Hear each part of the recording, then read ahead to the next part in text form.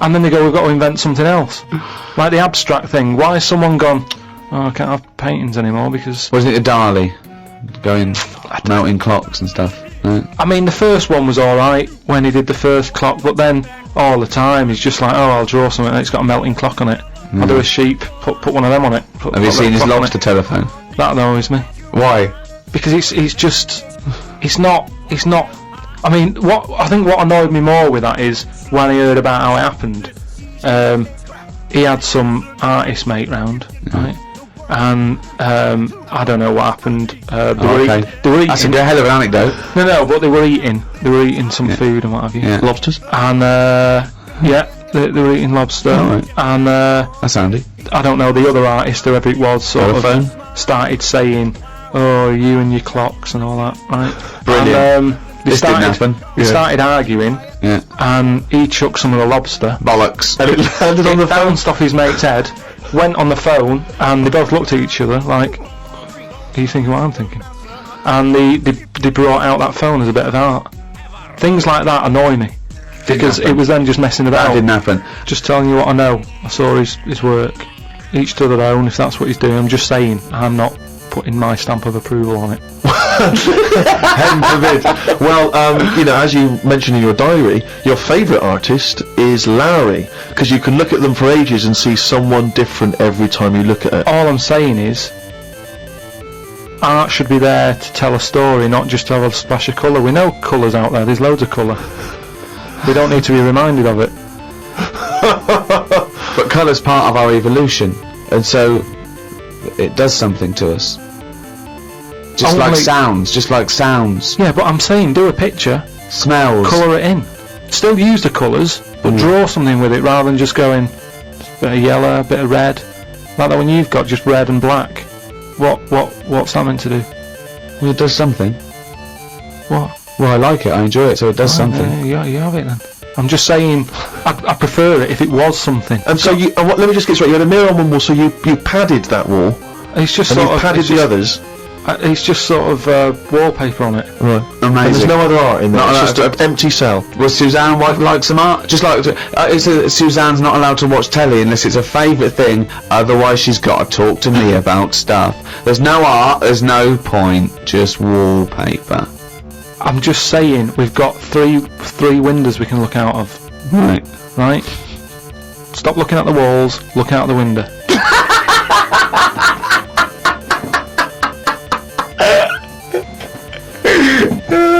Some new words have been introduced into the dictionary.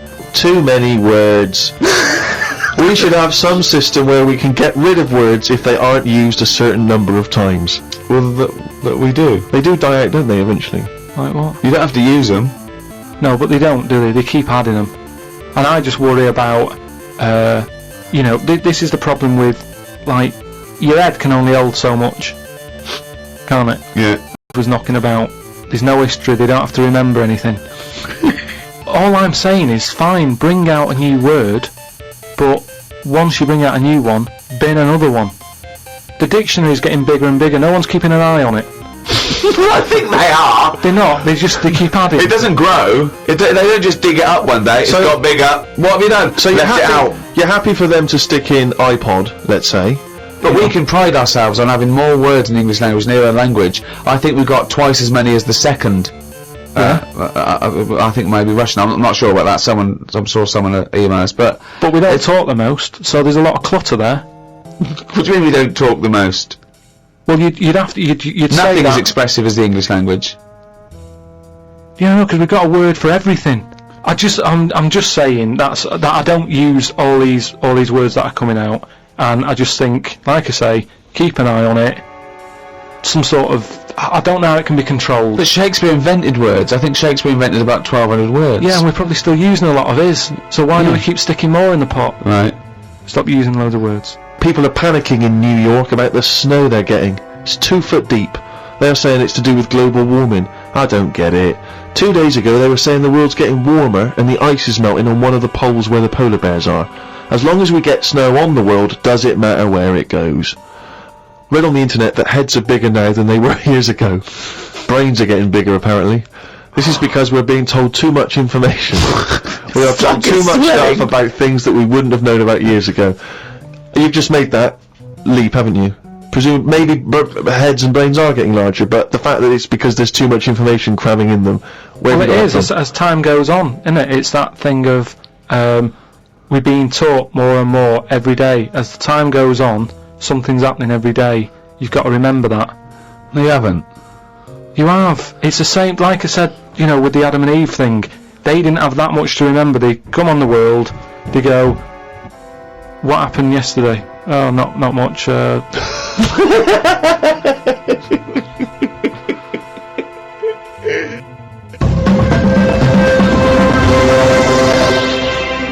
Well, in the all-new Ricky Gervais show, there is no monkey news as such. That's going to come back, Carl. You've got to bring that back. But we're going to do something that we used to do on our local radio show called Rockbusters. Sounds a bit like Blockbusters, a television programme that used to be on television where they gave sort of real cryptic clues. Yours aren't cryptic clues. Yours are ridiculous. So explain Rockbusters.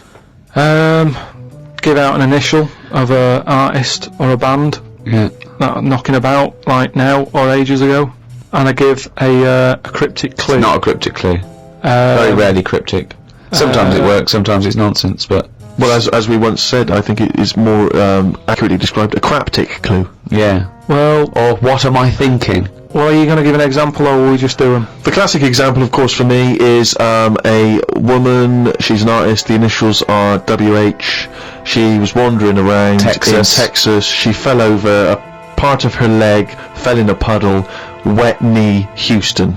That is the level. That's what you're working with, people. So it's going to give 3 of these.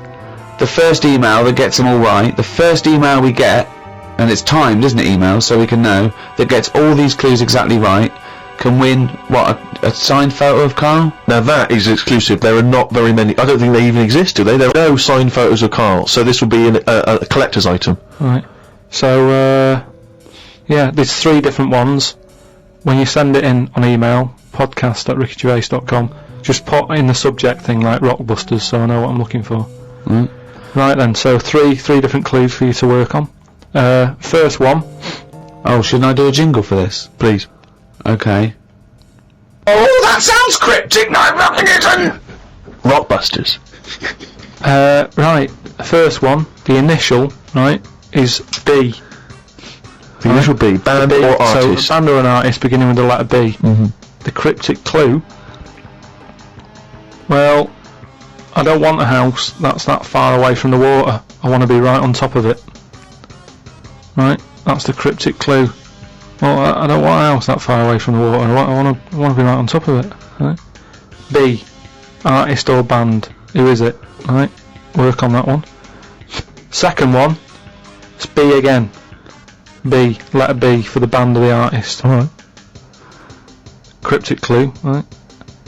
That part of my leg is English. That's it, is it? Yeah. Right. That part of my leg is English. Initial B. What is it? Part of my leg is English. And then the last one, KW, artist or band. And the cryptic clue, the fitness teacher has got a speech impediment. What's going on there?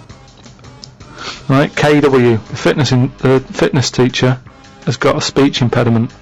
Work on them, right?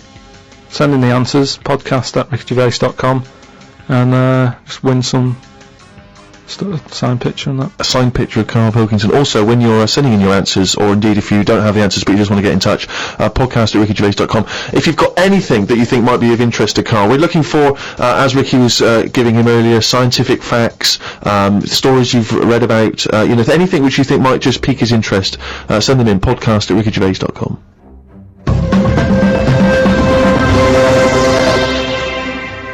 Well, that's it. That's the end of the first episode of the all-new Ricky Gervais show. Sounded very similar to the old one. Yeah. Why change a winning formula? Why, exactly. And if you're missing the old ones, the complete archive of all our podcasts are available from next week. Go to audible.com, find out how to get to it. Absolutely. For any of your queries and questions, go to rickygervais.com. That tells you where you need to go for any Ricky Gervais podcasts or the new shows. It's all there. That'll explain it. So it's goodbye from me, Ricky Gervais.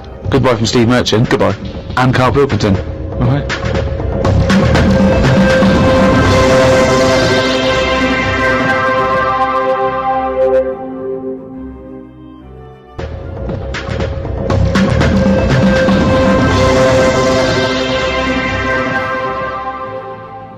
Welcome to number 2 in this second series of the Stephen Merchant. Hello. And Carl Pilkington. All right. Well, I've been away. I had a little bit of an express tour of America, LA and New York, and they're all talking about one thing out there. Carl Pilkington. Really? Yeah. I hooked up with the Simpsons lot. They all listen to it on their iPods. I went down to the American office to keep an eye on, things. check it. Well, as we get money for old rope doing next to nothing, I thought I'd show my face. Yeah. They're big fans, Carl. I met up with Jason Bateman, Arrested Development, and he knows how stupid you are. David Letterman knows what an idiot you are. Mentioned on the Letterman show. I mean, unbelievable. David Bowie listens. And they're all listening to little Carl Pilkington. When I think of people like that, like pretty much geniuses in their field. Sure, yeah. But when I think of Bowie, listen to it, I still think of him as 26, dressed Well, he's dressed as Ziggy. Yeah. With a pair of those big 70s headphones. Yeah, he's going, "Hey, Mum, can you turn the TV down and listen to Pilkington?" yeah, absolutely. I love his kooky outlook on life. And Christopher Guest. Now, Christopher Guest empathises with you a little bit, because obviously everyone else sort of knows how stupid you are and not understanding concepts like, the infinite amount of monkeys. But he empathises with that because he thinks that sometimes he thinks that he sometimes doesn't understand concepts that seem obvious to other people. However, I think he's being polite. I don't think you've got a lot in common with him, because he did all that other genius stuff. What you did was do the washing up with your pants pulled down slightly. It didn't have the same effect to say... It's not as influential as Spinal Tap. Oh, waiting for Guffman! No. Unless people... maybe that's sweeping the nation now. Maybe if someone sees someone nude in a room opposite their house, they immediately get their cock out. They go, genius. That's genius. Well, I did an appearance at the Oxonian Society in New York. It's a Princeton College run event, and they have, like, academics, artists, political figures. They have heads of industry. They had world leaders. They've had Princess Anne of Jordan, and there was a Q&A afterwards, and one of the questions was, is Monkey News coming back? Yeah. In that sort of forum. I mean, it's... I believe they also asked that of Bill Clinton. They did, yeah. Now, Carl, is Monkey News coming back? I mean, maybe. It depends what goes on out there. It's going to be quiet, isn't it? On the monkey front.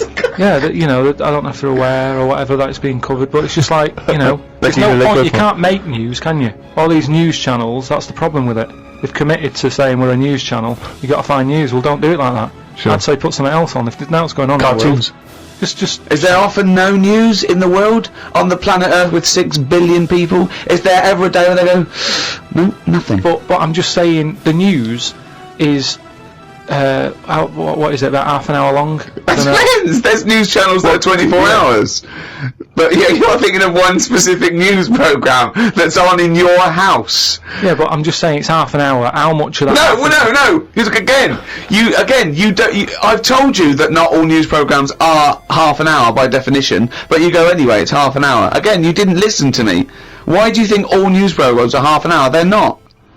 I'm just saying. How much of that do we actually need to know about? But we don't need to know about any news. I mean, outside sort of dangerous situations, it's interesting. It's entertainment. People want to be aware. People want to be hooked up. I mean, I don't, watch the news much or read papers. But it's funny, when I'm away, I do. I suppose it's because you want to feel connected with what's yours. It's that feeling of being part of society, isn't it?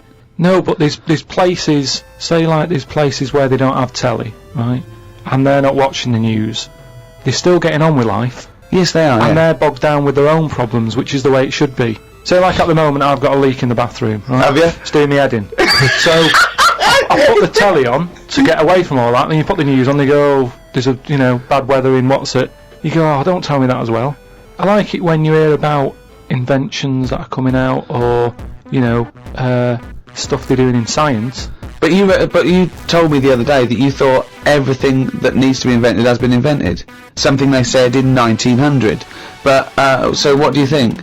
Yeah, I mean, they are sort of playing around now. Like they said they've made like a heart now that can be bunged into a body if yours isn't working and keep you going. But why is a heart that you can bung into someone to save their life? Why is that a bad thing? Just because it's another thing, isn't it? That's we're meant to die from the year dot. Things live. You have your bit. You knock about, and then you die. If you're going to live forever, how do you plan stuff? Right? That's the way I look at it. Sure. You sort of go. How big would your diary Well, be? that diary would this become is- intimidating, wouldn't it? this is what I'm You saying. have to fill that in for the rest of and eternity. you get bored. You get bored with living forever, and you know But I agree with you. you get bored of people. You'd have to keep making new mates, wouldn't you? Because you've have discussed everything by the time you're about 110. 110. So it's kind of like Carl, you have the same concepts that you worked out and decided that were true at about 10, I think. I look at life like a Box big of chocolates? book, like a big book. Right, okay, yeah. Right? And you know, sometimes you get halfway through it and you go, even though I've been enjoying it, I've had enough. Give us another book. No. Your metaphor, analogy, whatever you're trying to create there, falls down with "let's have another book." Yeah. No. You can either opt out of life or stick with it till the end. You can't go, be someone else now. You can't do that. I know you think you can, and I think in your world you can, you'd possibly be injected into an old woman's head when you've had enough and you come out a little baby. What I mean is, at the moment, my life, I'm going to live to 74, 75, right? Okay, right. So yeah, I'm probably on page, what am I on? A book that's got about 200... This is painful, Steve. This is really painful. Go on, sorry, carry on. I'm on, I say my book's got 300 pages in it. Yeah. A few pictures and that. It's a picture book. That's the great thing about Carl's life. It's a book for children. It's a pop-up book, and it just every page he pops in, he goes, right. Alright. I'm probably on like page about 170. Yeah. He's going to die at 74. He's reading a book with a few pictures in with 300 pages, and he's on. If the book was too thick, right, and there was loads more pages Let me tell you, this book is way too thick. Yeah. If the book was more thick, yeah. The book could not be thicker. if there was loads more pages left, I'd go, I can't be bothered reading on. Right. Okay, let him finish the He must have analogy. known that when he saw the book. You We've got to finish this analogy, otherwise we're going to be here all Listen, night. he must have known how many pages there were when he got the book out of the library. Yeah, but the way they write books, they're painting pictures more at the beginning, you're going, this is good, and then it gets a bit boring as it goes on, doesn't it?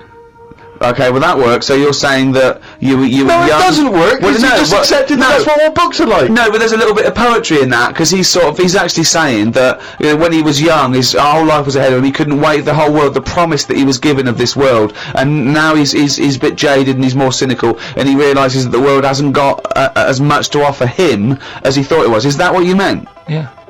Liar.